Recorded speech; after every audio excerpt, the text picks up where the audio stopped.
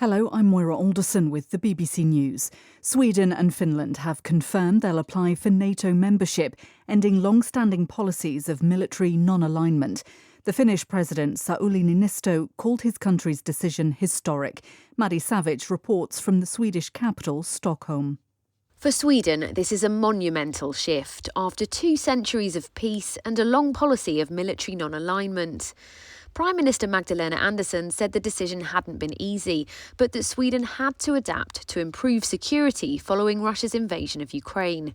Most of her political opponents agree, which means Parliament is set to approve her plans to apply for NATO membership, and the process could start within days. Public support for the idea has increased significantly in the last few months, although recent polls suggest around half of Swedes are still against or unsure about membership. The country's Social Democratic Party has decided its membership will not include either NATO bases or nuclear weapons stationed in Sweden. The NATO Secretary-General Jens Stoltenberg has said the war in Ukraine is not going the way that Moscow had planned.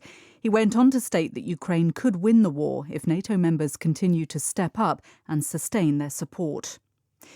The presidential election in Somalia has gone into an unexpected third round of voting. Results from the second round have left 2 candidates in the fray, the current president, Mohamed Abdullahi Farmajo, and a former president, Hassan Sheikh Mohamud. A simple majority will now decide the winner. More details from Patience Atuhere. Mortar shells are said to have landed close to the airport. Balloting was held in a joint parliamentary session which was delayed for hours due to lengthy security checks. The indirect election had already been deferred for more than a year due to political infighting.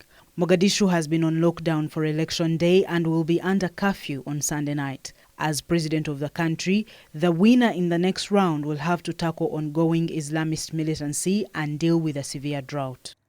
The police commissioner in the US city of Buffalo says the shooting dead of 10 people at a supermarket will be dealt with as a hate crime. Most victims were black. Joseph Gramaglia said the 18-year-old white man who live-streamed the attack and was arrested at the scene apparently acted alone.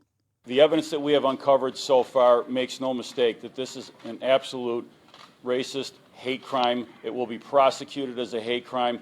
This is someone who has hate in their heart, soul, and mind, and there is no mistake that that's the direction that this is going in. This will be completely geared toward securing a conviction for this individual.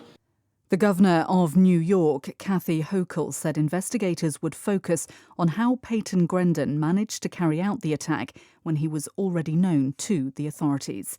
This is Moira Alderson with the latest world news from the BBC. Thousands of money exchangers shut shops across Afghanistan on Sunday after the Taliban authorities imposed a sharp hike in licence fees. The Afghan Money Exchange Commission said the fee had been increased by 70% to $56,000. The money exchangers, who carry out informal cash transactions and give loans, have played a key role after the Afghan formal banking system collapsed. Initial projections from elections in Germany's most populous state, North Rhine-Westphalia, forecast that the Conservative Christian Democrats will emerge as the strongest party. They're predicted to win some 35% of the vote, well ahead of the Social Democrats, the party of Chancellor Olaf Scholz, on 27%. The Greens look set to hold the balance of power. Lebanon has held its first parliamentary election since an economic collapse fueled new anger against the political elite that's long ruled the country. 2 hours before polls closed, the Interior Ministry said the turnout was 32%. A large number of independent candidates stood in the election, with many Lebanese saying they wanted political change. Saudi Arabia has embarked on a major drive to make coffee from the kingdom a top international brand. The country's sovereign wealth fund, the PIF, has launched the Saudi Coffee Company to boost production in the southern region of Jazan.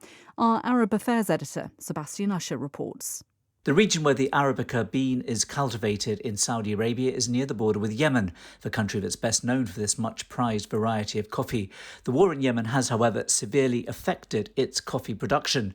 Now, as part of efforts to diversify its own oil-dependent economy, Saudi Arabia is to inject through its public investment fund more than $300 million into the coffee industry.